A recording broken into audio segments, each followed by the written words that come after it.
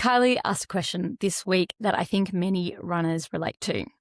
She said, I seem to have one pace. As soon as she said it, I suspect many other people who were listening could have recognized themselves in that statement.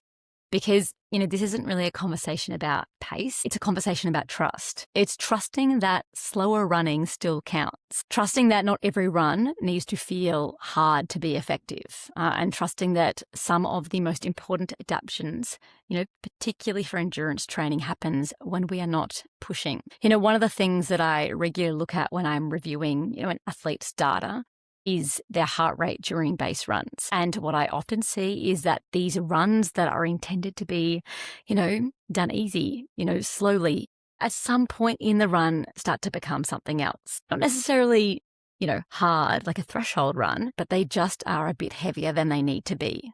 I personally can completely understand why that's the case. Many of us are balancing a lot. We've got work, family, caring responsibilities, life. Then we add in the training. And when we finally carve out that precious time for ourselves, whether it's an hour, 30 minutes, 90 minutes, we can push a little harder.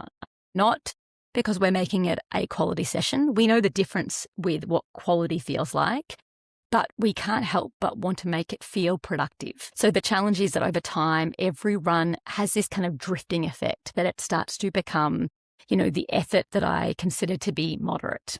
Easy runs become moderate, long runs become moderate, recovery runs, moderate. Everything starts to have this kind of middle feeling.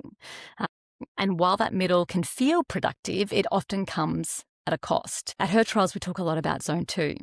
Now, you don't need to remember kind of the physiology and always the science behind it, but what matters is understanding the role of those base runs, zone 2 runs. This is where we are building our aerobic engine. It's where we are improving oxygen delivery. It's where we become better at using fat as fuel. Amazing. It's where we create that foundation that supports that every harder session and every race goal. It's all the work in between. It's all of those base runs collectively, and they do compound. And for women, this matters enormously because we are naturally very strong aerobic athletes. And so zone 2 is where we actually get to cultivate and develop that strength. The challenge is if we spend too much time trying to be productive in that kind of expensive middle space, the recovery cost is just way too high. It's far more than people actually realize. And that's where the issue starts to creep in, that we start to carry more fatigue when we head to the quality sessions. You arrive at your threshold sessions carrying that fatigue. You arrive at your long runs carrying that fatigue, and just eventually everything starts to feel hard. We feel fatigued in a training block before we really should feel that degree of fatigue. So one of the most important shifts as an endurance athlete is to understand that different sessions have different jobs. Easy runs build the engine.